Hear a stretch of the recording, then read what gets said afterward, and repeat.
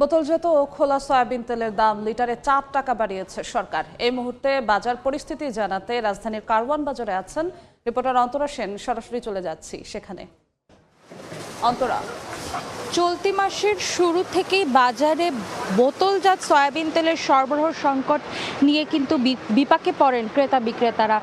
এরপর গুঞ্জন ওঠে বাড়তে পারে সয়াবিন তেলের দাম। তবে দফায় দফায় ব্যবসায়ীদের সঙ্গে বাণিজ্য মন্ত্রণালয়ের বৈঠক হওয়ার পরেও কিন্তু সেই দাম কিন্তু বাড়ানো হয়নি। তবে গতকাল অবশেষে ব্যবসায়ীদের কাছে জিম্মি হয়ে এক সংবাদ সম্মেলনে কিন্তু তেলের দাম বাড়ানোর সিদ্ধান্তের কথা জানিয়েছে সরকার, যেখানে লিটারে 4 টাকা বাড়ানোর কথা জানানো হয় খোলা আর বোতলজাত সয়াবিন তেলের, যা কার্যকর করার কথা কিন্তু বুধবার থেকেই। তবে আজ আমরা বাজারে এসে দেখতে পাচ্ছি যে পুরনো দামেই কিন্তু বিক্রি হচ্ছে তেল। আমি এই মুহূর্তে আছি রাজধানীর কারওয়ান বাজারে।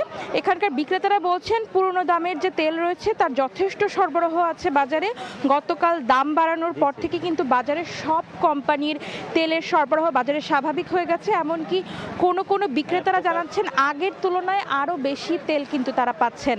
তাদের কথা, ডিলারদের কাছে আগের দামের সয়াবিন তেলের মজুদ যথেষ্ট রয়েছে, যা দিয়ে আগামী এক সপ্তাহ সব ধরনের চাহিদা মেটানো সম্ভব। আর পুরনো তেলের মজুদ শেষ না হলে কিন্তু নতুন তেল বাজারে আসতে পারছে না। তাই পুরনো দামের তেলের মজুদ কিন্তু শেষ করতে ব্যস্ত ডিলার কোম্পানিরা। এদিকে জানিয়ে রাখতে চাই, নতুন যে দাম, এই দাম বাড়ানোর বিষয়ে পুরোপুরি সন্তুষ্ট হতে পারেননি ব্যবসায়ীরা।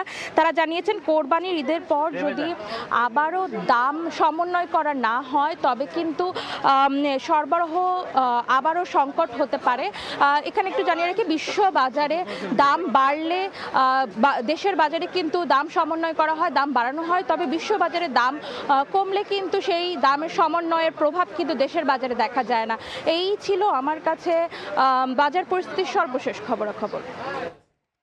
রাজধানীর কারওয়ান বাজার থেকে যুক্ত হয়েছিলেন সহকর্মী অন্তরা সেন।